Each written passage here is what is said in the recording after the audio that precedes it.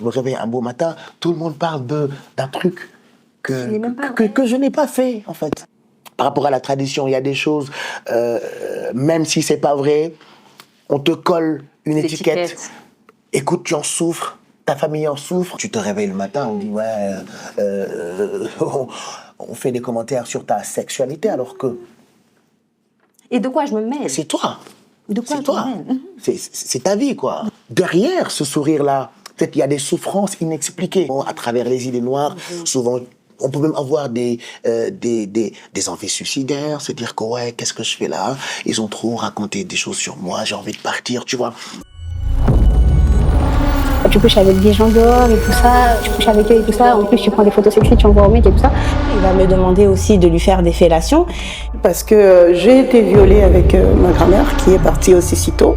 Et je me suis dit, allez, vas-y, pars. On s'est fait attaquer, j'ai jamais vraiment eu peur, j'ai juste eu une montée d'adrénaline. Bonjour à tous. De coucher avec une personne avant le mariage. Et écoute-moi aussi. Bonjour à tous, bienvenue sur Emma, écoute-moi aussi l'émission qui vous donne la parole. Aujourd'hui, j'ai le plaisir de recevoir une figure emblématique de la scène médiatique sénégalaise du nom de Pape Cheikh Diallo qui est présent pour nous parler de son histoire. Il a réussi à être spectateur au devant de la scène médiatique en devenant acteur de son histoire et il est là pour la partager avec nous. Bonjour Pape. Bonjour Emma. Merci beaucoup d'avoir accepté notre invitation. Merci à vous aussi. Hein. Quel plaisir de te recevoir Pape Cheikh. Alors aujourd'hui, tu es, comme je l'ai dit, une figure emblématique de la scène médiatique sénégalaise. Tu es un animateur hors pair qui est aimé de tous. Merci. Avant de rentrer dans le vif du sujet, est-ce que tu peux te présenter rapidement pour les personnes peut-être qui ne te connaissent pas dans la profondeur? Bon, moi je m'appelle Pape Cheikh Diallo, oui, animateur télé, créateur de la marque Nomad Blue. Bah oui, j'ai commencé à faire de la télé depuis que j'ai eu 12 ans. J'en ai maintenant 41. Voilà, donc ça fait plus de 20 ans que je fais de la télé. À l'époque, je faisais le journal des enfants tous les mercredis après-midi sur la télé nationale. Et après, de fil en aiguille, j'ai continué mon parcours jusqu'à devenir ce que je suis devenu maintenant au Sénégal. Faire partie des plus grands animateurs télé. Je présente les plus grands talk-shows, tu vois. Donc du coup, je suis moi, Pape Cheikh, l'animateur. Enfin, l'enfant de la télé. Voilà, c'est ça. Devenu star aujourd'hui. C'est vrai que tu disais que tu fais partie des figures emblématiques en termes de présentateurs. Est-ce que tu ne serais pas même la figure emblématique aujourd'hui de l'animation au Sénégal? Écoute, si vous le dites, parce qu'en fait... Moi, je le dis. Si vous le dites. Non, mais c'est vrai que j'ai eu à faire pas mal de choses là-bas. Par exemple, j'ai créé une écriture radiophonique nouvelle, grâce peut-être à ce talent que j'ai, grâce peut-être à cette passion que j'ai toujours eue, parce que moi, quand j'étais petit, je fatiguais mes parents, j'ai toujours voulu être animateur télé. Je me rappelle ma première lettre que j'ai déposée au niveau de la télé nationale, c'était, j'ai dit à l'animatrice de l'émission à l'époque, ouais, pourquoi en France, les émissions enfantines sont animées par les enfants, pourquoi pas nous? Donc l'animatrice, elle a reçu la lettre que j'ai déposée moi-même alors que j'avais 12 ans et elle a fait un appel à moi la semaine d'après pour dire ouais, un enfant nous a écrit une belle lettre, il m'a l'air intéressant ce jeune garçon, on lui demande de venir à l'émission et je suis parti. Donc c'est vrai que j'ai fait pas mal de choses et voilà. Après c'est top. Et c'est incroyable de voir en fait que cette passion-là, tu l'avais depuis le bas âge. C'est vrai que des fois, on peut être guidé par les parents pour aller vers un métier ou autre. Mais ça, c'est toi-même, tu l'avais en fait depuis au fond toujours, de toi. Depuis toujours. Comment est-ce que tu as... Moi, ce qui m'intéresse, c'est de savoir comment est-ce que tu as su que c'est ça que tu voulais faire. Je sais pas. Peut-être que j'ai un papa, par exemple, qui nous a longtemps fatigués à la conjugaison. Il faut bien parler, il faut bien articuler. Et jusqu'à présent, quand je parle, j'ai peur de faire des fautes, par exemple. Voilà, ça c'est l'éducation de mon père. Peut-être qu'à force de nous dire faut bien parler, c'est ce qui m'a poussé peut-être à vouloir bien parler et à écouter par exemple le journal à la radio, à écouter les gens qui parlaient sur RFI. C'était une façon pour moi de faire mes exercices pour pas être, je sais pas, grondé par mon père. Donc peut-être que ça a poussé la réflexion vers ce métier-là. Voilà. Mais néanmoins, je me rappelle pas exactement à partir de quel moment. Je sais que depuis tout petit, j'ai toujours été passionné de tout ce qui est télé, de tout ce qui est radio. Voilà, et qu'est-ce qui te fascinait dans la télé, justement, dans l'univers des médias en général? Alors, surtout la radio. Surtout la radio. Voilà, je me faisais des films quand j'entendais le journal parler de Radio France Internationale et que j'entendais les belles voix, la respiration, c'est-à-dire je me faisais des films quand j'entendais les voix, quoi. À un moment donné, je me suis dit, oui, pourquoi pas moi? J'ai envie d'entrer dans cet univers-là, j'ai envie de parler, de créer des films, de créer des personnages. Comme ça permettrait peut-être une personne qui m'écouterait aurait peut-être la même sensation que j'ai eue quand j'écoute la radio. Voilà, donc ça m'a toujours ébloui, quoi, les voix radio. C'est vrai que maintenant, avec le digital, on voit tout. Mais ce qu'on a eu comme mythe radiophonique à l'époque, écoute, quand j'en parle maintenant, j'ai hyper encore envie de revivre ces moments. Ces moments-là, oui. On sent vraiment que c'est une passion aujourd'hui qui ouais, t'anime, grave. en fait. Grave. On voit l'amour que tu as pour ce métier-là, pour ce milieu-là. J'adore. C'est toute ma vie, en fait. C'est toute ma vie. Aujourd'hui, avoir cette capacité de créer une nouvelle écriture radiophonique dans un pays comme le Sénégal, c'est pas donné à tous. Il fallait le faire, quoi. Voilà. Donc il fallait que je développe ce talent-là, sortir cette rage que j'ai toujours eue à vouloir faire de la radio. Oui, cette passion-là, je suis très passionné, en fait. Très passionné. Voilà. Donc là, ça fait plus de 25 ans aujourd'hui que tu exerces dans ce milieu-là. Aujourd'hui, tu es à l'apogée de ta carrière, en termes de communauté, en termes aujourd'hui d'empreinte que tu as réussi à faire. Moi, j'aimerais revenir un peu sur ton enfance, Pape. Quel enfant tu étais? Très sage. C'est vrai? Oui, très sage et très cool sur les bords. Ouais. Par contre, j'étais hyper proche de ma mère. Vous savez, au Sénégal, par exemple, on a tendance à penser qu'il y a des choses qu'un enfant ne doit pas faire. Par exemple, moi, je me rappelle la plupart des corvées à la maison, c'est moi qui aidais ma mère à faire ça. Par exemple, il m'arrivait d'aller au marché pour ma mère. C'était souvent très mal vu par certains de mes camarades. Voilà, pour les hommes et tout ça. Voilà, c'est vrai qu'il y a des choses qu'on ne peut pas expliquer de façon très claire par rapport à ce qu'on a compris ou par rapport à l'éducation. Mais voilà, j'étais très proche de ma mère, je faisais presque tout pour elle. C'est moi qui l'aidais dans ses corvées à la maison. C'est moi qui allais lui acheter ses provisions pour la cuisine. Mais néanmoins, j'étais très sage, pas problématique du tout, et aussi bien à l'école, quoi. Bien à l'école. Voilà, comme quoi, on peut être passionné, on peut avoir du talent, mais c'est toujours bien d'être à l'école. Et comme j'ai dit tantôt, j'ai eu un papa quand même qui était fan de la langue française, donc fallait bien travailler, fallait bien faire les conjugaisons pour être à l'aise dans la maison. Mais bon, j'étais un enfant normal. Un enfant normal. Et justement, par rapport à cette proximité-là avec ta maman, qu'est-ce que ça t'a apporté en termes de valeurs? En termes de valeurs, ça m'a permis d'être bienveillant. Bienveillant. Parce que très souvent, à l'époque, les gens n'étaient pas trop bienveillants avec moi. Donc du coup, ce qui me manquait, c'est ce que j'essaie de donner aux gens. Voilà, j'ai toujours eu ce sentiment de pas avoir trop d'amour, pas venant de mes parents ou de ma famille, mais venant du dehors, des amis. Voilà, donc j'ai toujours été rejeté peut-être? Comment? Été rejeté, mis à l'écart peut-être? Oui, très souvent. Donc du coup, c'est ce qui me pousse maintenant à être avec les gens, parce que j'en recevais pas à l'époque. Donc je leur donne ce que je recevais pas. En termes de bienveillance, je trouve que c'est très important, parce que il y a des enfants qui ne peuvent pas parler, surtout en Afrique. Il y a des enfants qui ne peuvent rien expliquer. Aujourd'hui, on parle quand on parle de body shaming sur les réseaux, quand on parle des harcèlements à l'école, peut-être en France par exemple, ils ont cette culture de d'en parler. Même si mais là-bas chez nous, on n'en parle pas, on se cache derrière nous, on est obligé d'être fort, tu vois. Alors que ça touche en fait. Ah oui, ça touche grave. Et ça peut même détruire. Ça détruit et ça laisse des séquelles. Bien sûr. Aujourd'hui, quand je parle de problèmes de santé mentale et que j'essaie de sensibiliser cette cause-là lors de ma tournée médiatique au Sénégal, c'est pour aussi leur demander d'être plus bienveillants entre eux, d'être surtout bienveillants avec les enfants, c'est-à-dire dans les écoles qu'on qu'on écoute encore et davantage les enfants. Nous, on n'a pas eu cette possibilité ou on n'a pas cette culture d'écouter les enfants. Et c'est vrai, en plus, tu parlais de la santé mentale. C'est vrai qu'aujourd'hui, c'est quelque chose dans la communauté afro qui est vraiment mise à l'écart, même qui est totalement invisibilisé.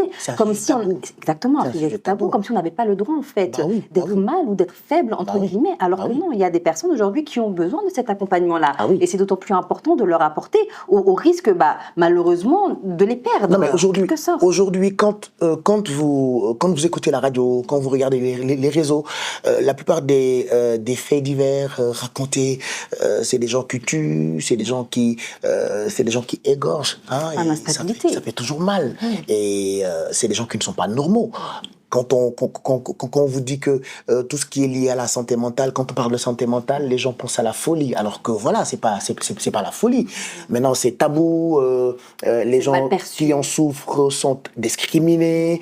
Et je trouve ça anormal. Aujourd'hui, la personne qui souffre de dépression, par exemple, peut se réveiller du jour au lendemain, ne plus avoir cette possibilité de soutenir, par exemple, sa famille, de subvenir à ses propres besoins. Et c'est des personnes qui sont très souvent à risque d'être addictes à quelque chose, à l'alcool, à la drogue. Donc, c'est pas bon et pour la famille, c'est pas bon pour le quartier, c'est pas bon pour le pays. Donc, je trouve que c'est important d'en parler. Et moi, j'essaie de trouver des mots assez, je sais pas comment dire, assez simple pour sensibiliser, pour leur montrer que oui, moi je suis une célébrité, oui, moi j'ai fait des trucs, oui, vous voyez que je rigole tout le temps, super bien habillé, mais derrière ce sourire-là, peut-être il y a des souffrances inexpliquées. J'ai eu la chance de rencontrer ailleurs des psychologues, j'ai eu la chance de rencontrer des personnes qui m'ont aidé pour que je puisse m'en sortir. Donc moi, je pense que ce serait quand même bien d'en parler et de sensibiliser. Et depuis que j'en parle, à chaque fois, je reçois surtout des appels de personnes célèbres qui cachent des choses, qui souffrent à cause des rumeurs, qui sont dans du trop-plein, qui font des crises d'anxiété extrêmes. Et je leur demande, je leur parle, ça les aide, mais aussi ça leur pousse à aller voir des psychologues. Alors moi, mon problème, comme je dis tout le temps, c'est pas si le plateau médical du Sénégal est bon ou pas. Je demande juste aux gens d'être bienveillants. C'est vrai. Voilà, qu'on soit bienveillants entre nous. Et je demande aux gens qui souffrent peut-être de crises d'anxiété ou qui ont des problèmes avec leur santé mentale, mais écoute, d'aller voir des spécialistes, parce qu'il n'y a que ça qui pourront nous aider, qui pourrait nous aider plutôt. Mais rester là, se dire que ouais, c'est un sujet tabou, si j'en parle, je serai mal vu, je garde ça pour moi. Ben écoute, ça peut que s'empirer en fait. C'est pas bien en fait, c'est pas bien. Te réveiller comme ça sans pour autant pouvoir subvenir à ses besoins, subvenir aux besoins de sa famille. C'est pas bon pour la société. C'est pas bon, exactement. Voilà, c'est pas bon pour la société. Et tu parlais justement des psychologues aujourd'hui, des personnels de santé qui sont spécialisés pour aider ce genre de cas-là. Il faut aller les voir. Exactement, il faut aller les voir. Et en plus de ça, c'est des personnes aujourd'hui qui vont te donner des solutions concrètes en fait, pour t'aider à te sortir de cette impasse-là. Parce que seul, tu peux pas comprendre ce qui t'arrive. Ah non. On n'est pas devin en fait. C'est vrai. Et on a besoin sur ces choses-là d'être vraiment accompagnés. Par contre, il y a des signes qui parlent. Il y a des signes. Ouais, voilà. Ce serait quoi les signes? Il y a des signes qui parlent. Par exemple, moi, j'ai développé des crises d'anxiété extrême, j'ai eu des crises de paranoïa, c'est-à-dire j'ai eu des peurs bleues. Seul chez moi, il m'arrivait d'aller ouvrir les volets, entrouvrir ça et de regarder s'il y avait personne qui me filmait alors que j'étais seul dans la maison, par exemple. C'est des petites choses qui ne sont pas dans la normalité. Ça t'arrive, mais écoute, va voir un spécialiste qui pourrait peut-être diagnostiquer tel ou tel problème lié à la santé mentale. Mais en tout cas, j'insiste sur ça parce que quand tu gardes trop de choses dans ton cœur ou dans ta tête, un jour... Ça va exploser. Mais ça explose. Ce serait pas bien pour toi. Ce serait pas bien pour ta famille, ta femme ou ton mari. Et c'est même pas bien pour la société. C'est ce qu'on voit actuellement. Bien sûr. Je répète ma phrase, les gens s'entretuent comme ça. Aujourd'hui, tu te réveilles un beau matin, on te dit « Ouais, cet homme a tué sa femme. » C'est incroyable. Alors que c'était l'amour de sa vie. C'est que là, il y a vraiment un mal-être. Il y a un mal-être qui n'a pas été traité. Il y a un mal-être. Et c'est partout pareil. Mais dans nos pays, je pense que c'est encore pire. C'est pour ça que je demande vraiment aux gens d'être bienveillant entre eux, mais si toutefois tu remarques des choses qui ne sont pas, peut-être qui ne sont pas normales en termes de comportement, mais d'aller voir directement des spécialistes. Mais toi, c'est bien parce que tu as eu ce courage-là Ah oui. d'en parler. Voilà, d'en parler, d'aller voir des spécialistes. Mais à quel moment tu t'es dit que ça devenait obligatoire pour toi, en fait? Parce qu'en fait, moi, je dors pas beaucoup, Ouais. je travaille beaucoup, Oui. j'accumule et je ressasse. Ça, c'est un danger. C'est-à-dire, il m'arrive, je règle pas les choses. Quand ça arrive devant moi, je garde. À un moment donné, il m'arrive de ressasser. Et quand je suis parti, je pense, pour mes congés de l'année dernière, je suis quand même... je suis parti, je pense, aux États-Unis. Oui. Arrivé là-bas, voilà, comme j'ai dit tantôt, il y a des comportements qui ne sont pas normaux. Par exemple, il m'arrivait de débrancher les fils, de me dire, de dire à mes amis, vous êtes en train de me filmer, par exemple. Il m'arrivait d'avoir peur de sortir ou d'aller quelque part, d'avoir l'impression d'être suivi. Voilà, c'est des choses qui m'arrivaient, mais heureusement, j'ai toujours eu cette conscience. Par exemple, moi, quand j'ai un petit truc, je pars voir un médecin. Super. Voilà, donc sur le coup, j'ai commencé à dire à mes potes, je pense que ça va pas. Tu le ressens Je automatiquement. pense que voilà, Oui. tu le ressens à travers tes comportements, à travers les idées noires. Souvent, on peut même avoir des envies suicidaires, se dire que qu'est-ce que je fais là? Ils ont trop raconté des choses sur moi, j'ai envie de partir, tu vois. Je te dis, hey, ça va pas, Ça quoi. va pas. Faut que j'aille Peut-être que c'est une chance pour moi d'avoir ce réflexe-là. Oui, c'est vrai. Et immédiatement, je suis parti voir mon médecin. Et puis voilà, il m'a guidé. Je suis parti voir le psycho. Et immédiatement, on m'a diagnostiqué dépressif et tout ça. D'accord. Donc Voilà, là, j'avais la aujourd'hui, dépression. en dépression, c'est ça? Carrément, ouais. Oui. La dépression, carrément. C'est ça. Carrément. Voilà, donc Et ça, c'est un fléau aujourd'hui. Ah oui, c'est un fléau, hein. C'est un Vraiment. fléau. Ça fatigue, ça gangrène, en fait. Ça gangrène. Et c'est dommage que... Et ça se soigne pas si tu vas pas voir les... Ah non, du tout, seul. du tout. C'est plus fort, en fait, que toi. Du tout. Il faut forcément aller voir un psychologue. Il faut forcément aller voir un spécialiste. Après, tout ce qui est lié à la santé mentale, il n'y a pas que la dépression. Bien Il y en a sûr. qui sont pires encore que la dépression. Encore que la dépression, ça... Franchement, j'ai envie que, aujourd'hui, voilà quoi... On a besoin d'amour, on a besoin de bienveillance parce que ça peut bloquer tout ce qui est dépression, tout ce qui est tout ça. vrai. Donc, en attendant d'avoir assez d'amour, allez voir des spécialistes. Très Je pense important. que c'est très important. Ouais. Et justement, tu parlais des rumeurs. Est-ce que ces rumeurs-là aussi n'ont pas été l'élément déclencheur de cette maladie-là? Pas l'élément déclencheur, mais ça en fait Ça partie. a rajouté la célébrité peut-être aussi. Voilà. Aujourd'hui, quand tu es célèbre, c'est vrai que quand tu fais quelque chose, tu dois accepter parallèlement ce que ça... comment on appelle ça? Il y a le bien, le mal. Voilà, oui. J'ai eu 12 ans, je suis un homme public, c'est vrai, mais je me suis toujours dit, oui, quand tu es en public, forcément, faut accepter les rumeurs et tout ça.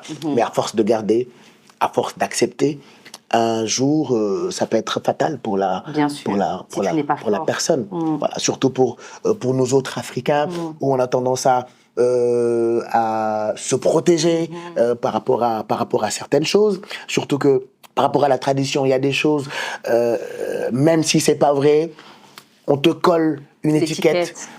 Écoute, tu en souffres, ta famille en souffre, tes enfants en souffrent parce que on te connaît pas, on te voit pas, on n'a pas cette liberté de parler de certaines choses tout le temps.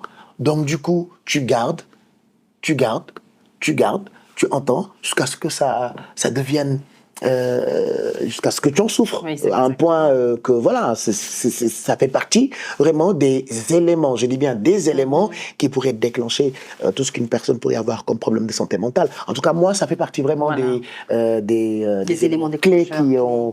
qui ont déclenché cette crise de dépression que j'ai eue. Je trouve ça vraiment bien aujourd'hui parce que tu es une personnalité publique, tu aurais pu rester dans l'ombre à travers... parce que c'est aussi une faiblesse aujourd'hui de te dévoiler comme ça. Tu aurais pu rester dans l'ombre, mettre ça de côté, mais que tu en parles aussi ouvertement et aussi avec cette transparence-là. Je trouve ça vraiment intéressant parce que tu permets aussi aux jeunes qui vont nous écouter aujourd'hui de mettre un accent concret sur ce fléau-là qui touche des milliers de personnes en fait. Donc c'est important à travers ta célébrité que tu puisses aussi faire rebondir sur des sujets aussi principaux et importants aussi. Important, je pense qu'il le fallait. oui, avoir le courage d'en parler, parce que moi, je suis en fait dans l'impact.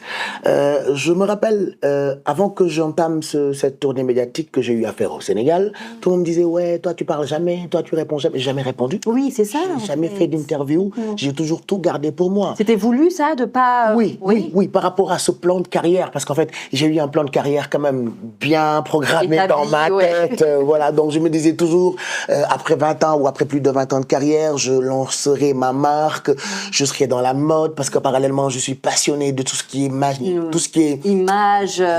Voilà.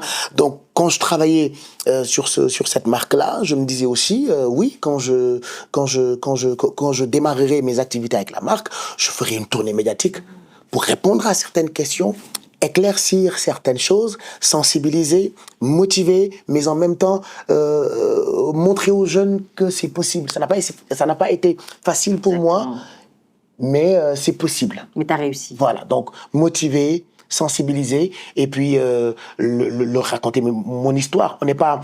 Il y a toujours eu cette envie de parler, mais je me disais souvent, je n'ai rien à dire. Tu n'as rien à dire, ouais. Tu n'as rien à prouver. Voilà, je n'ai rien à prouver, mais je n'ai rien à dire en fait. Maintenant que j'ai quelque chose à dire, je fais le tour des médias pour parler de moi, parce que je sais que ça peut inspirer au moins quelques jeunes Africains. Voilà. Donc c'était important d'en parler pour moi. Important. Donc l'une des rumeurs principales qui t'a impacté aujourd'hui, c'est sur ta sexualité. Oui. Ça, c'est quand même... c'est dur. En tant qu'homme. C'est dur. C'est Ça très fait dur. mal, ça fait mal, évidemment. Ouais, et je pense que c'est important aujourd'hui de soulever ce tabou-là par rapport à cette pression qu'on peut recevoir en tant que célébrité de la part du public, en fait. Ils savent pas à quel point ils ont un rôle incroyable sur ta vie, en fait. Aujourd'hui, tu te réveilles le matin, on dit, ouais...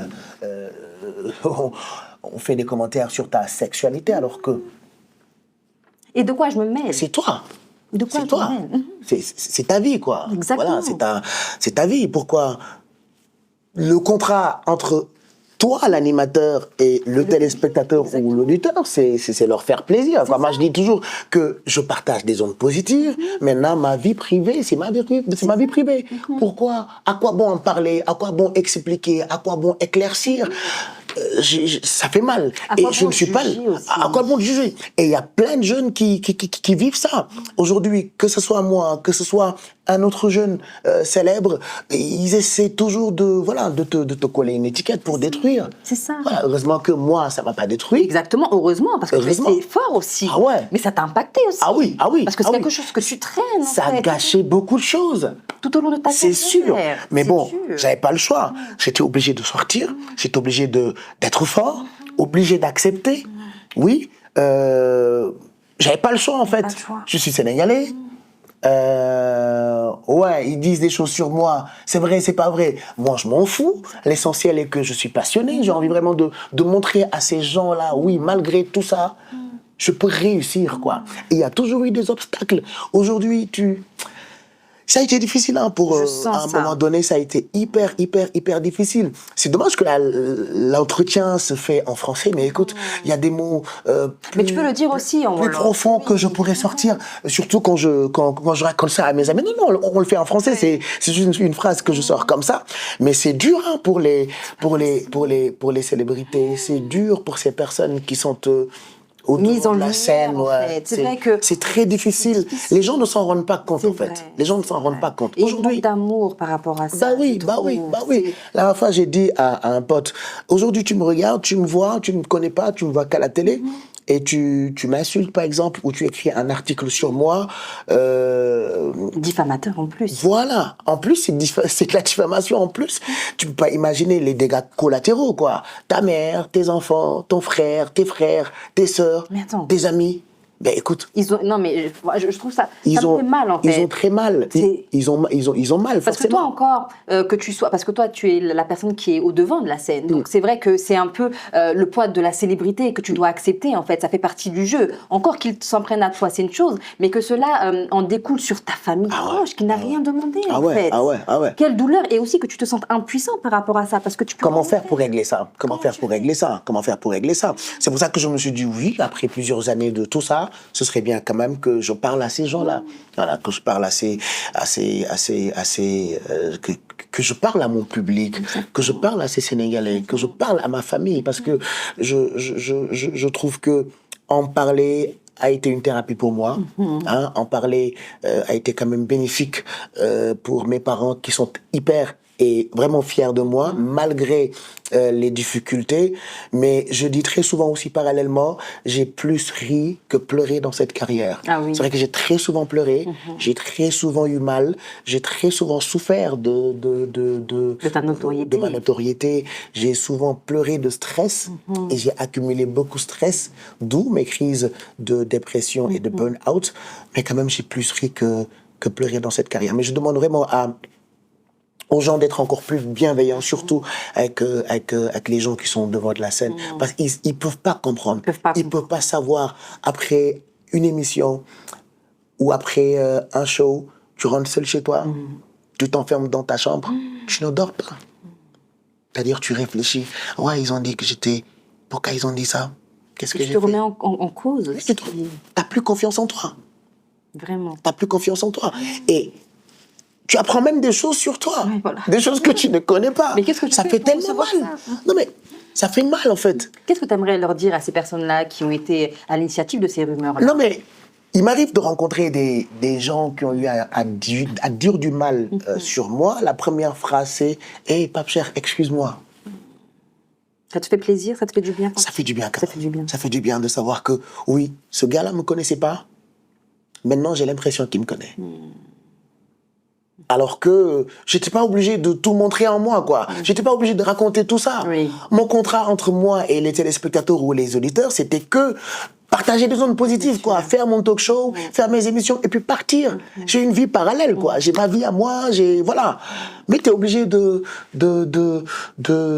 J'étais pas obligé d'expliquer tout ça pour moi. Je pense que, voilà, Bien ça sûr. n'en valait pas la peine. C'est ça aussi qui est un peu compliqué, en fait, quand tu deviens célèbre. C'est comme si tu avais ce devoir-là De rendre d'exposer- compte. Voilà, de rendre compte, Ouais, en fait. Alors que tu as ta vie publique et tu as également ta vie privée. Et moi, je Tu as suis le du droit genre de à faire la garder- part des choses. Oui, j'ai une vie publique et une vie privée. Ils ont du mal à comprendre ça. Ah ouais, ils ont toujours eu du mal à comprendre ça. C'est-à-dire, moi, je suis dans ma bulle, dans mon coin, je ne sors pas, je pars pas en boîte. Je pars nulle part. Les gens me voient qu'à la télé ou m'entendent à la radio. Donc, du coup, je me disais, ouais, ma vie privée, on s'en fout, quoi. Ça doit vraiment pas les intéresser. C'est mon talent aujourd'hui. Mais qui après, voilà, tu te rends compte qu'ils scrutent. jusqu'à trouver une taille, en fait. Ils ont même eu à créer des fois, j'en rigole, quoi. Ils créent même des scénarios. Ah ouais, grave, hein. C'est pas facile. Il a été surpris quelque part. Alors que tu étais chez Quand la personne qui l'a surpris l'a vu, il a dit telle ou telle chose, ça n'existe pas, quoi. C'est-à-dire, un scénario carrément. Et comment tu fais quand tu réagis, quand tu vois ça? Comment est-ce que tu réagis? Qu'est-ce que tu peux faire? Qu'est-ce que tu peux faire? Est-ce que tu Oui. pleures des fois? Oui, tu pleures, bien entendu. Tu pleures, bien entendu. On a tendance à dire, ouais, moi, les rumeurs, je m'en fous. On ne s'en fout pas des rumeurs. Ça fait mal. Ça t'impacte. Bon, oui, ça fait mal. Ça fait mal. Je sens que ça t'a Et vraiment moi, blessé. ah oui, Je le sens. imagine, je me réveille un beau matin et puis je prends mon téléphone, je vois plein de gens qui m'appellent pour me dire, ouais, qu'est-ce que t'as fait à Saint-Louis, par exemple? Alors que c'est fou. Je suis parti présenter le festival de jazz, j'arrive le matin, surtout que j'étais hyper fatigué parce que j'ai enchaîné la veille un direct à la télé, le lendemain un direct à Saint-Louis, je suis revenu, j'ai fait un direct à la radio, j'en avais marre, je suis rentré, j'ai dormi. Je me réveille un beau matin, tout le monde parle d'un truc n'est même pas que vrai. je n'ai pas fait, en fait. Ah, quelle pression. Surtout que, voilà, ça fait le tour du pays, tout le monde en parle. Et toi, t'es impuissant, en fait. Tu restes Qu'est-ce que là. tu peux faire? Qu'est-ce que tu peux Qu'est-ce faire que tu peux faire? Qu'est-ce que tu peux faire? J'étais obligé de garder le sourire. J'ai cette chance-là aujourd'hui. Même quand j'ai mal, Ça se voit pas. ça ne se voit pas. Oui, c'est une chance. Voilà, je garde le sourire, je rigole, Mais ça fait mal, hein? Est-ce que c'est pas aussi pour ton public qui t'accompagne aussi une manière pour toi de toujours honorer aujourd'hui ce qui te lie avec ce public-là? Peut-être. C'est pas Peut-être, une oui. manière aussi de les remercier, même si ça va pas, de leur montrer que vous êtes ma force. Oui, parce que c'est ça l'engagement, en ça, fait. l'engagement. Aujourd'hui, moi, je me rappelle, à l'époque, je faisais la première matinale du Sénégal où j'étais obligé d'avoir la pêche tous les matins. Imagine, je me réveille, on raconte des trucs, des bêtises sur moi. Ben, j'avais Et pas le choix. Ça impacte aussi sur ton énergie, en Bah fait. oui, mais on n'a pas le choix. Heureusement que j'ai cette chance-là, que voilà, c'est ce que me disait, c'est ce que me dit la plupart des gens que je rencontre, c'est ce qu'ils me disent. Ouais, mais comment tu fais? Toi, tu as de la force. Je leur dis, vous ne savez rien du tout. Vous ne comprenez rien du tout. Souvent au Sénégal, on a tendance à penser que les gens qui ne parlent pas sont comme Youssou N'Dour. Oui. Ah, écoute, on m'a toujours dit, ouais, t'es comme Youssou N'Dour. Mais moi, On n'a pas j'ai vu. beaucoup souffert, en On a fait. beaucoup souffert. Voilà, j'ai beaucoup souffert. Ça a déclenché des maladies bizarres en moi. Voilà, j'ai eu une paralysie faciale. Voilà, ça a déclenché plusieurs maladies qui m'ont... Qui t'ont impacté. Ah ouais. Énormément. Ah ouais, grave. Et c'est ça qui est important aussi de soulever, c'est l'impact que ça a sur la vie de quelqu'un, en Bah fait. oui, ça déclenche des maladies. Exactement. Non seulement ça déclenche des maladies, tu risques même de perdre des contrats À cause de ça. Ouais, aujourd'hui, quand je me rappelle, à un moment donné, il y a un télécrochet qui devait se faire en Afrique et que, paraît-il, je devais être l'animateur de ce show-là. Je devais quitter le Sénégal pour aller en Côte d'Ivoire.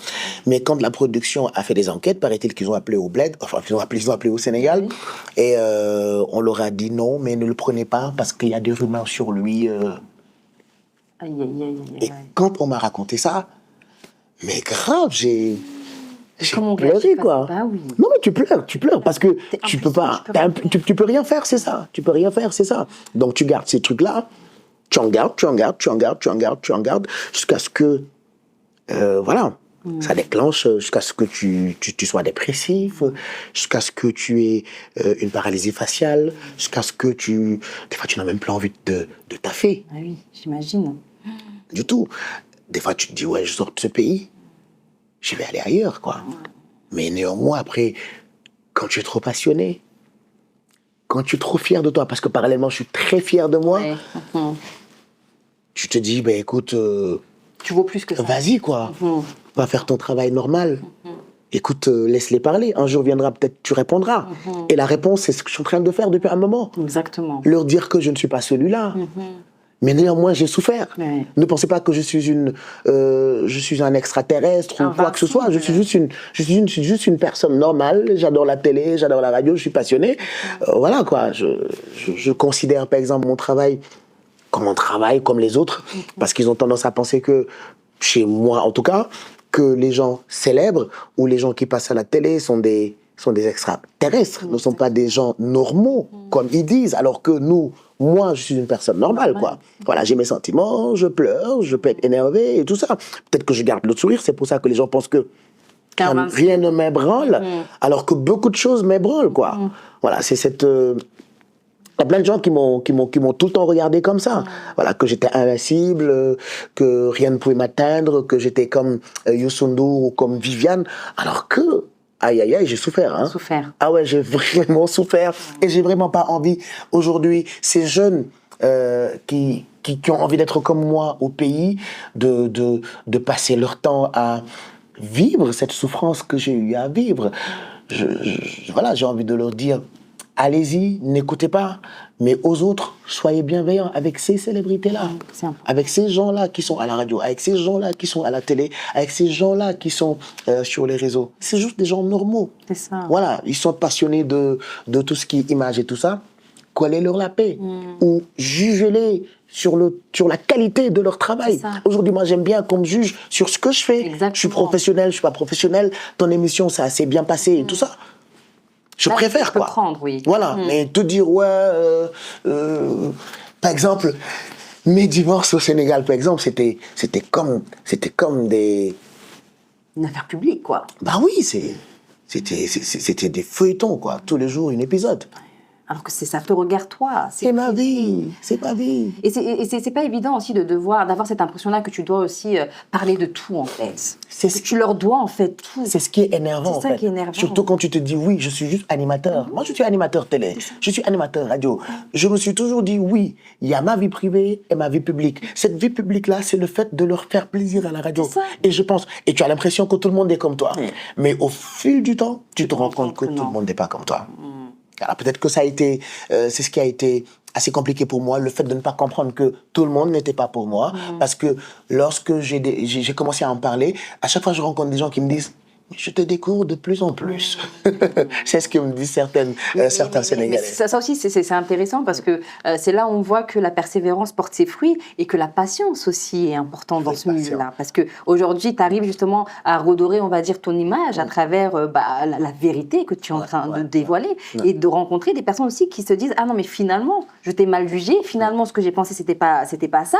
Je te redécouvre comme la personne qui vient de te le dire. » Donc au final, la patience aussi et la réussite en quelque sorte. Le temps est le seul juge pour moi. Voilà, il faut. Et ma mère, elle est comme ça. À chaque fois qu'il y a eu des trucs, il dit laisse-le au temps. C'est vrai. Laisse-le au temps. Elle le dit en wolof. Baïko ak yag. C'est ce que dit ma mère tout le temps. Elle m'a toujours dit ça. Je dis d'accord. Laisse au temps. Le temps est le seul juge, je pense. Voilà. Et avec le temps, j'ai gardé. Mais finalement, c'est même une thérapie, comme j'ai dit tantôt, d'en parler, d'être libre, de dire aux gens, oui, vous avez pensé, alors que j'ai passé telle ou telle nuit sans dormir. Enfin, j'ai dit que j'avais beaucoup de serviettes pour essuyer mes larmes. Vraiment. Mais c'est vrai, en fait, c'est imagé, mais c'est vrai. Ah ouais, c'est vrai. Hein, c'est réel. J'en ai souffert, hein, j'ai marché seul. J'ai marché seul dans la rue pendant une bonne période. Surtout que il y a des étiquettes qui ne sont pas bien dans des pays comme le nôtre. Qui sont destructeurs. Je ne sais pas si vous comprenez ce que je suis en train de dire. Il y a des choses qu'on ne doit pas dire. Bien sûr. Il y a des choses qu'on ne doit pas dire chez nous. Bien sûr. Il y a des choses qui détruisent. Vraiment. Il y a des choses qu'il ne faut pas dire, en fait. Il ne faut pas dire. Mais voilà, et il dit ça en toute... légèreté. Voilà. À l'aise. Et pire encore, nous sommes dans un monde où, je ne sais pas si c'est comme ça que ça se passe en France, mais en tout cas, chez moi, certains articles sont commandités. Des fois, on paye des gens pour qu'ils disent du mal sur... Mais moi, j'ai vécu ça. Tout ça pour une seule personne. Je ne sais pas, parce qu'il a démissionné, qu'il a quitté tel ou tel média, qu'il a quitté telle ou telle radio, il cartonne, tout le monde l'écoute. Juste pour ça. On commandite des articles. On va payer quelqu'un pour dire, ouais, écoute, on donne de l'argent, détruis-le. À quel prix, en fait? Parce qu'il cartonne. Donc on veut te voir détruire, Bah oui, il y en a qui ont voulu, hein. Ils n'ont pas réussi. Ah, ils réussiront pas, ça c'est sûr. C'est ça. D'où l'importance de cette patience dont on parle, persévérance. Et voilà, c'est pour ça que moi j'ai hyper envie que... Je ne parle pas qu'aux jeunes Sénégalais, je parle à tous ces jeunes Africains. Tu sais, aujourd'hui, tu es célèbre en France, on parle de ta vie privée ou on te colle des étiquettes. Ça fait mal, c'est vrai, mais c'est pas comme au Sénégal. C'est pas comme en Côte d'Ivoire. C'est pas comme en Gambie. C'est pas comme en Mauritanie. C'est-à-dire... l'impact que ça a. C'est dangereux. C'est dangereux. Les gens ne s'en rendent pas compte. C'est-à-dire, moi, avec le recul, je dis oui, heureusement que c'est pas vrai. T'imagines si c'était vrai. Heureusement que c'est pas vrai. Et je dis toujours, est-ce qu'ils sont conscients? Non. Est-ce qu'ils sont conscients du mal qu'ils sont en train d'infliger à ces gens-là? Même si c'était vrai, par exemple, aujourd'hui, tu es un sorcier. C'est vrai. C'est pas vrai. Et si c'était vrai? Et alors? C'est ma vie privée. C'est ce que j'arrive pas à comprendre. Bon, puisque j'arrive pas à comprendre, mais je demande vraiment à tous ces jeunes de ce continent, à tous ces jeunes Africains, d'être persévérants, d'y croire. Et j'ai une phrase fétiche que je sors tout le temps. Le soleil brille pour tout le monde. Le soleil brille pour tout le monde. Et le soleil a brillé pour toi, notamment à travers ta carrière. J'espère. C'est pour ça que je leur parle. Jusqu'à présent, aujourd'hui, on te dit... Par exemple, moi, je fais l'émission la plus copiée du paysage audio du Sénégal. J'ai un talk show que je fais pendant le Ramadan qui s'appelle Quartier Général.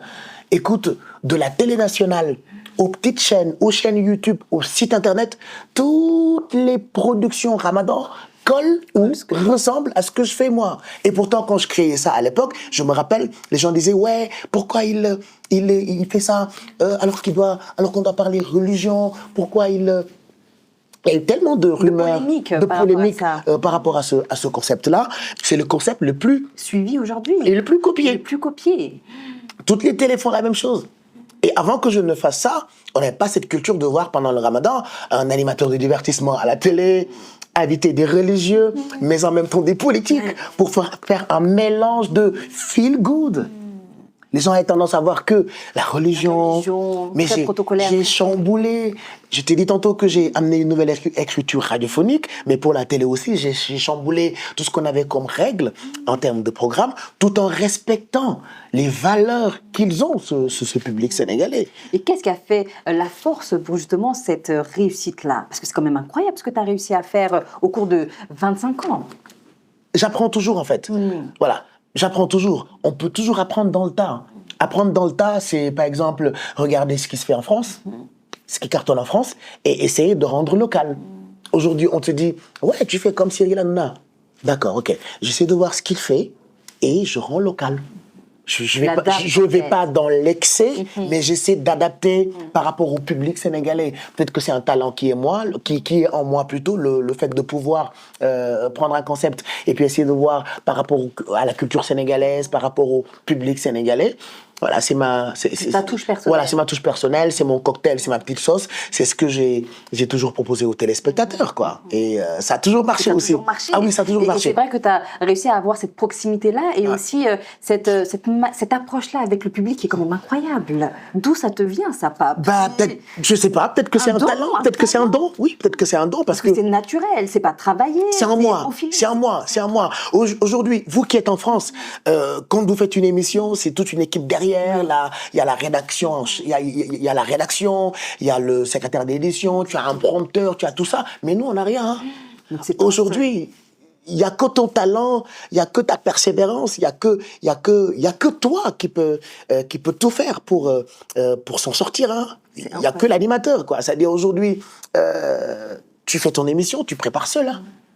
T'as personne à côté, quoi. Ah ouais, tu prépares seul. Même si, voilà, il y a quelques personnes, mais bon. Oui, de la technique peut-être, mais peut-être, toi mais il n'y a pas tout ce que vous avez, par exemple, vous, hein, en termes de conducteur. Il y a les fiches qu'il faut recevoir à temps. La secrétaire d'édition, elle est avec toi. Il y a ton assistant. Il y a le chauffeur de salle. On n'a même pas de chauffeur de salle au Sénégal, par exemple, dans les émissions de télé. Donc, c'est des choses. Aujourd'hui, quand tu vois comment ça se fait en France, quand tu vois comment ça se fait aux États-Unis, mais écoute, tu rêves d'exporter ça au pays. Et c'est quelque chose que tu vas réussir à faire. C'est ce que j'ai eu à faire par rapport à ce qui s'est passé. Et pour la suite, je continuerai à faire. Mais moi, étant passionné jusqu'au bout des ongles, je me suis toujours dit, c'est vrai, j'ai pas ça, mais je peux faire ça. J'ai pas ça, mais je peux faire ça. Voilà, donc j'ai toujours essayé d'adapter certains concepts que je voyais aux États-Unis ou en France, et ça a toujours cartonné au Sénégal. Et tu es un avant-gardiste. Quand même. On peut le dire. Parce qu'aujourd'hui, tu arrives à apporter une touche singulière par rapport à ce que tu proposes, chose qu'on ne voit jamais dans le paysage médiatique sénégalais. C'est sûr. C'est incroyable. Ah, moi, je pense qu'il fallait le faire. Aujourd'hui, tu viens en France, la plupart des inspirations d'émissions, ça vient de ce qui se passe aux États-Unis. C'est vrai, bien sûr. Voilà, moi, j'ai toujours fonctionné comme ça. J'ai dit à mes collègues, la France regarde les États-Unis. Moi, je regarde la France. C'est ce que j'ai dit tout le temps. Donc, du coup. Et ça fonctionne. Ah oui, ça fonctionne grave. En tout cas, ça fonctionnait pour moi. C'est vrai. Ça fonctionnait pour moi. Je dis toujours que je suis pas le plus beau, je suis pas le plus professionnel, je suis pas le plus éloquent, mais j'ai cette chance d'essayer toujours d'adapter ce que je vois ailleurs, et ça cartonne tout le temps. Peut-être le plus talentueux. Peut-être, mais il y en a qui sont beaucoup plus talentueux que moi au Sénégal. Et il y en a qui commencent à comprendre ce que j'ai moi, ce que moi j'ai compris. Et c'est bien. J'ai envie encore davantage que les jeunes Africains comprennent cela. On peut toujours apprendre dans le tas. Les études, c'est pas que l'école, quoi. Je suis d'accord. Là, il y a l'école de la vie aussi. Voilà, il y a l'école du terrain. Il y a l'école du terrain. Il y a l'école de la vie, c'est vrai. Il y a l'école du terrain. Écoute, avoir cette manie. Moi, j'ai toujours été têtu, futé. Tu vois, je quittais le Sénégal. Je venais en vacances ici. J'essayais d'entrer en contact avec certaines personnes que je voyais à la télé. J'essayais d'aller voir comment ils travaillent dans leur prod. Aujourd'hui, on a tout dans nos téléphones. Tu peux ne pas voyager, mais regarde ce qui se fait ailleurs et essayer de rendre local. Je pense que c'est ce qui pourrait nous aider à, voilà, quoi, à se développer dans presque tous les domaines. C'est vrai, je pense. Je suis d'accord avec toi. Alors, tu avais un rêve quand tu étais enfant, c'était de devenir un jour l'une des figures du divertissement emblématique dans les foyers sénégalais. Tu as réussi à atteindre ce rêve-là. Aujourd'hui, si je te dis, quel serait ton rêve, ce serait quoi? Devenir le plus grand... Enfin, parce que là, j'ai créé ma marque Nomade Bleu. J'ai envie que cette marque... Le plus grand entrepreneur, voilà, peut-être. fasse le tour du monde. Voilà, pour ne pas dire le plus grand créateur du monde. Aujourd'hui, je me suis lancé dans la librairie, je vais sortir d'autres articles et tout ça, mais j'ai envie qu'on parle de ça. Voilà, c'est mon plus grand rêve. J'ai envie aujourd'hui, quand un Sénégalais arrive à Charles de Gaulle, dans le Duty Free, il voit Tes créations. mon Nomade Blue, mes créations. C'est cette sensation de fierté qu'un Sénégalais pourrait avoir ailleurs. Ça c'est mon rêve, quoi. J'ai envie de vivre ça, quoi. J'ai envie de rencontrer des gens qui me disent, ah ouais, j'étais au défilé de chez, je sais pas, pour ne pas faire de pub, j'étais au Fashion Week de Paris, j'ai vu que tes articles sont proposés là-bas, par exemple. Là, j'ai envie de montrer de montrer que c'est possible, quoi. Voilà. Donc mon rêve est de pouvoir m'imposer dans ce monde-là. Alors après 25 ans aujourd'hui des télés, est-ce que cette ambition-là d'être toujours au devant de la scène ne s'éteint pas un petit peu? Alors après, à un moment donné, il faut prendre la retraite plus tôt, comme on dit. C'est bien de finir le plat, mais toujours rester avec sa cuillère devant un plat. Je pense que c'est pas intéressant. Et c'est une façon pour moi de donner la main à cette génération d'animateurs qui est en train d'arriver. Aujourd'hui, j'ai fait plus de 20 ans de carrière télé et de radio. Il y a d'autres jeunes qui viennent. Il faut quand même leur donner de la place. Je dis pas que je vais arrêter la télé et la radio, mais néanmoins, petit à petit, je me retire et passer le flambeau. Voilà, aux autres talents, aux autres jeunes, parce qu'en fait, moi, je dis, il y a beaucoup d'animateurs actuellement qui cartonnent au Sénégal.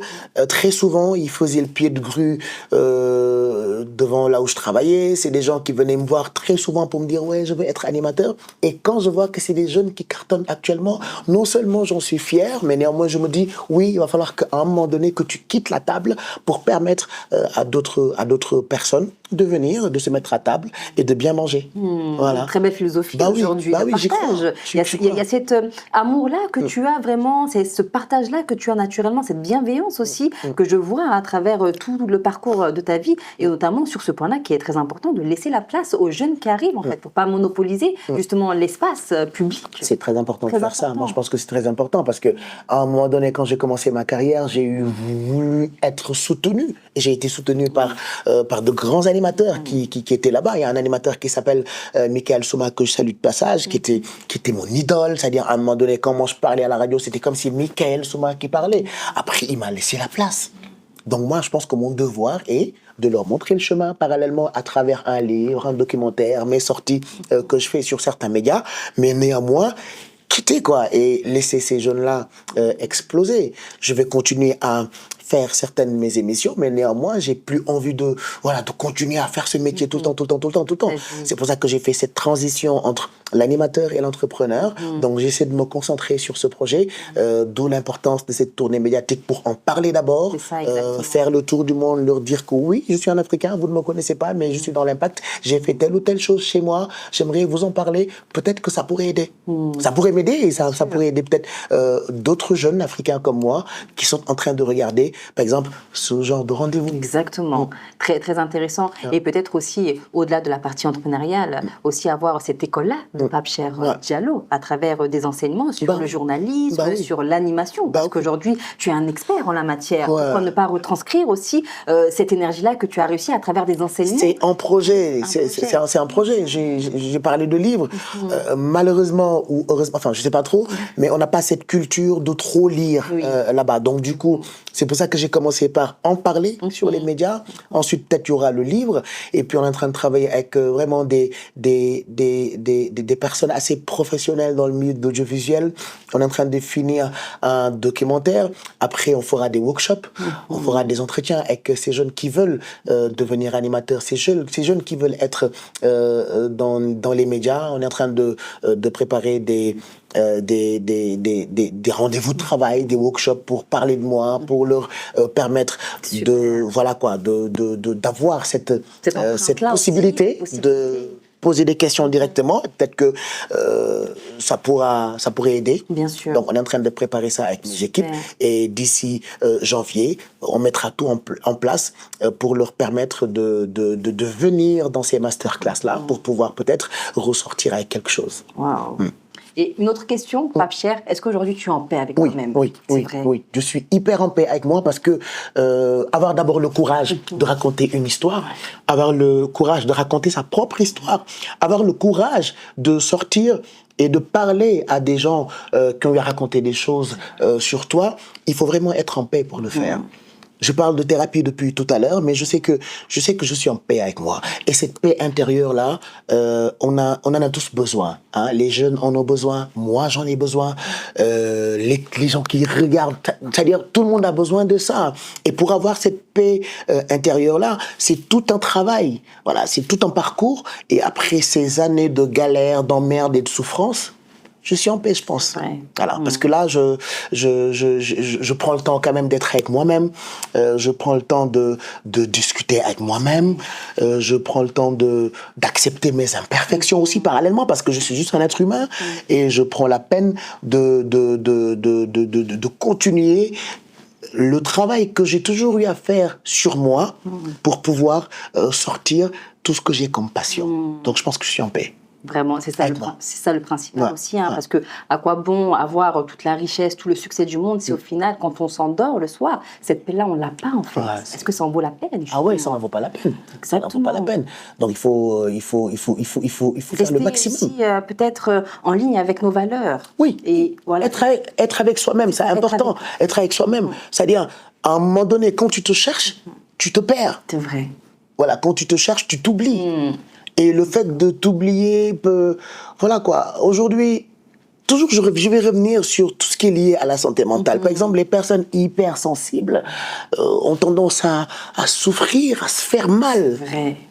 Et moi, je pense que se faire mal, oui, souvent on dit que les personnes perfectionnistes se font mal, mais se faire mal, c'est pas intéressant. La chose la plus importante est de se retrouver soi-même. Voilà, moi je me suis retrouvé et je suis avec moi.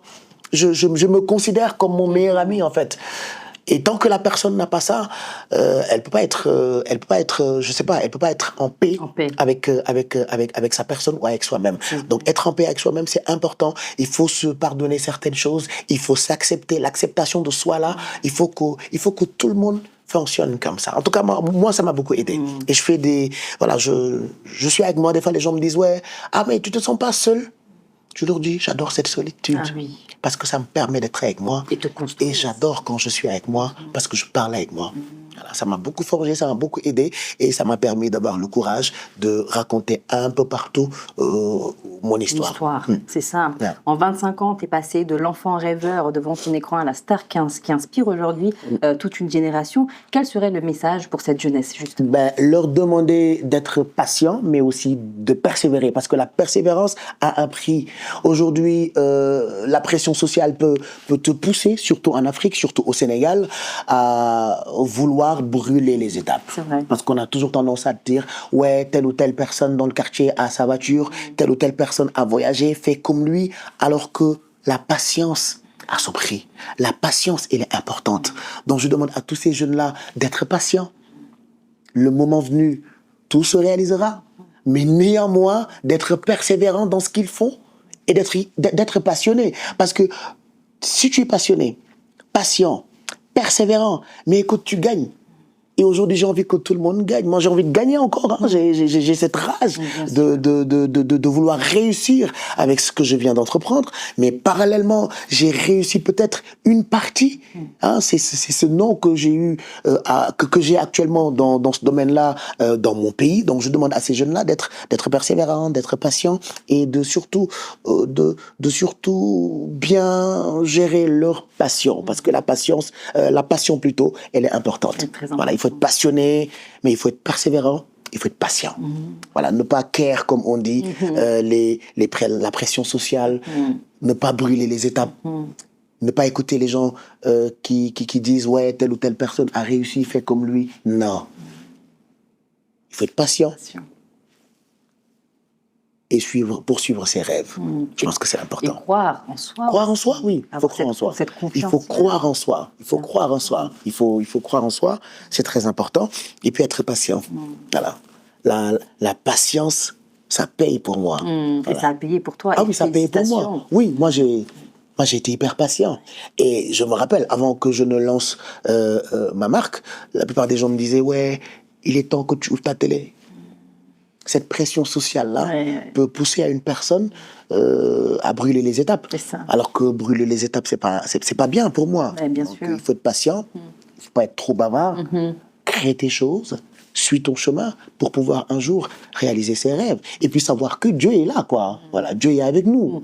Exactement. Moi, j'y crois, hein. Dieu est avec nous. sûr. En plus d'être patient, en plus d'être persévérant, je suis hyper croyant sur les bords. Voilà, j'ai la foi et cette foi-là, ça aide. Moi, je suis un citoyen du monde, c'est vrai. J'adore la fête et tout. Mais néanmoins, par exemple, je pars tous les ans à la Mecque. Voilà, c'est ce il y a côté-là, vraiment- ouais. c'est tellement important pour moi. Ouais, bien sûr. Et ça t'aide aussi peut-être. Bah oui, ça m'aide beaucoup. Ouais. Quand ça va pas, quand je stresse beaucoup, je me dis, ouais, pour être avec moi, ce serait bien que j'aille en vacances. Où? Mais à la Mecque. Je reste 15 jours. Et ça te ressource en fait. Grave. Et quand je reviens au Sénégal, voilà, j'ai de la force. Je viens avec Une puissance. avec une puissance, c'est ça. Et en plus d'être quelqu'un de très croyant, je prends la peine de mettre Dieu devant moi tout le temps. toi. Très important. Voilà, quand il y a des obstacles aussi parallèlement, te dire que ouais, écoute, Dieu en a décidé ainsi. Ça aussi, je pense que c'est très important. Et d'accepter peut-être plus facilement l'échec, comme on le dit. Il faut avoir cette foi-là. Pour moi, en tout cas, il faut avoir cette foi-là, parce que cette foi-là m'a beaucoup aidé. Quand les gens disaient qu'il n'allait pas réussir, quand les gens disaient qu'il était ceci ou cela, quand les gens disaient qu'il nous fatiguait ou telle chose, mais écoute, je me suis toujours réfugié plutôt, je sais pas comment on dit, comment on prononce ce mot, mais voilà, derrière la foi. Derrière la foi. Et ça m'a beaucoup aidé, hein. Voilà, ça m'a beaucoup aidé. Donc, je demande à ces jeunes-là, en plus d'être persévérants, en plus d'être passionnés, en plus de la patience et la foi. Pour moi, c'est important. Merci beaucoup, Je Pape vous en prie, Cheikh, Emma. d'avoir partagé ton histoire. Vraiment, c'est un synonyme de détermination, de persévérance aujourd'hui que tu as réussi à nous partager aujourd'hui à travers Merci. ce témoignage. Merci. Et je te souhaite vraiment tout le succès du monde dans Merci. cette nouvelle entreprise Merci. que tu as lancée. Merci. Et merci encore d'avoir accepté cette invitation. Merci, Emma. Et à bientôt. À bientôt. Merci à vous d'avoir regardé cette émission jusqu'à la fin. Et je vous dis à très vite pour une nouvelle émission de Emma. Écoute-moi aussi. Ciao, ciao.